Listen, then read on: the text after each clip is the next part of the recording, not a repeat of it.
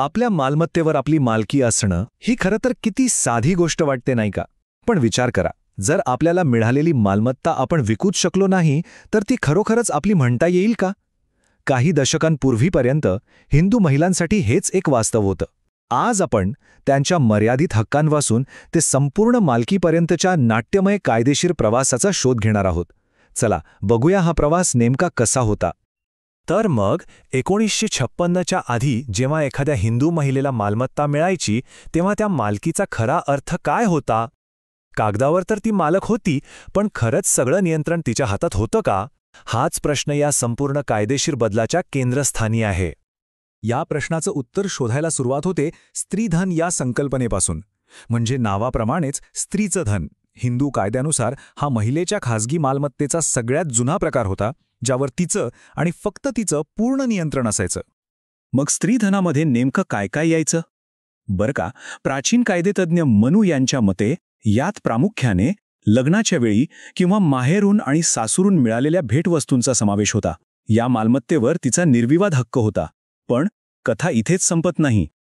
कारण बघा, स्त्रीधन ही एक आदर्श संकल्पना होती, पण प्रत्यक्षात काय व्हायचं? बहुतेक महिलांना जी मालमत्ता मिळायची ती वारसा हक्काने आलेली असायची. आणि खरी गुंतागुंत इथेच सुरू व्हायची, कारण त्याचे नियम पूर्णपणे वेगळे होते. यालाच म्हणायचे वुमेन्स एस्टेट किंवा मर्यादित मालमत्ता.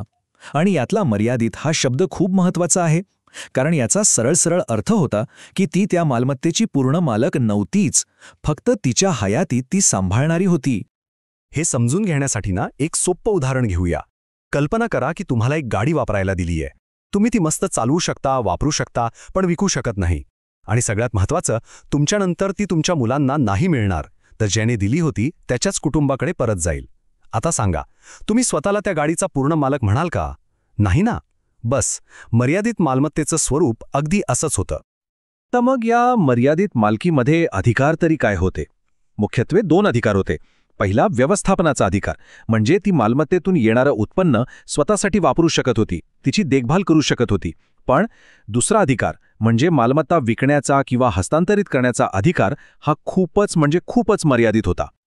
मग तिला ती मालमत्ता विकण्याचा अधिकार कधी मिळायचा? फक्त आणि फक्त 3 अपवादात्मक परिस्थितीत.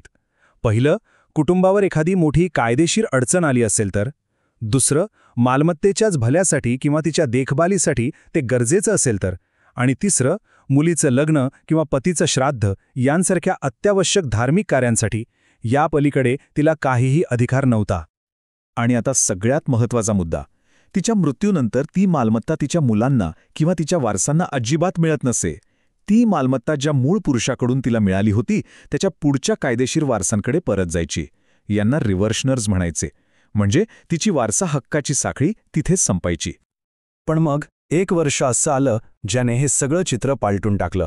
ते वर्ष होतं 1956. ह्या एका वर्षाने शतकानुशतके चालत आलेली ही व्यवस्था अक्षरशः मुळापासून बदलली. आणि हा बदल घडवून आणला एका कायद्याने, हिंदू उत्तराधिकार कायदा 1956.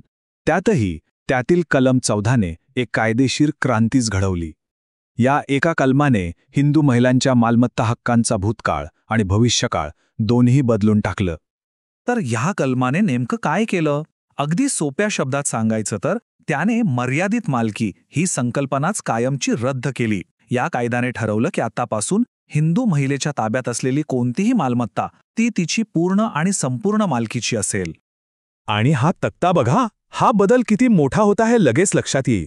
1956च्या आधी जी स्त्री मर्यादित मालक होती ती कायद्यानंतर संपूर्ण मालक झाली. जिथे तिला मालमत्ता विकण्याचं स्वातंत्र्य नव्हतं तिथे तिला विल्हेवाट लावण्याचे पूर्ण अधिकार मिळाले. जिथे मालमत्ता पतीच्या कुटुंबाकडे परत जायची तिथे आता ती तिच्या स्वतःच्या वारसांना मिळू लागली. म्हणजे मर्यादित आर्थिक स्वातंत्र्याकडून पूर्ण आर्थिक स्वातंत्र्याकडे ही एक प्रचंड मोठी झेप होती.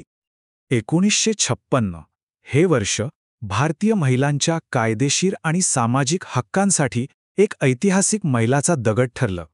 या एका कायद्यानं मालकीची व्याख्याच नव्याने लिहिली. हा सगळा प्रवास आपल्याला एका महत्त्वाच्या प्रश्नापाशी आणून ठेवतो. एका कायद्याने लाखो महिलांना आर्थिक स्वातंत्र्य दिलं, त्यांचं आयुष्य बदलून टाकलं. यातून आपल्याला काय शिकायला मिळतं? यातून हेच दिसतं की कायद्यामध्ये समाजाला एक सकारात्मक दिशा देण्याची किती मोठी ताकद असते. यावर नक्कीच विचार करायला हवा, नाही का?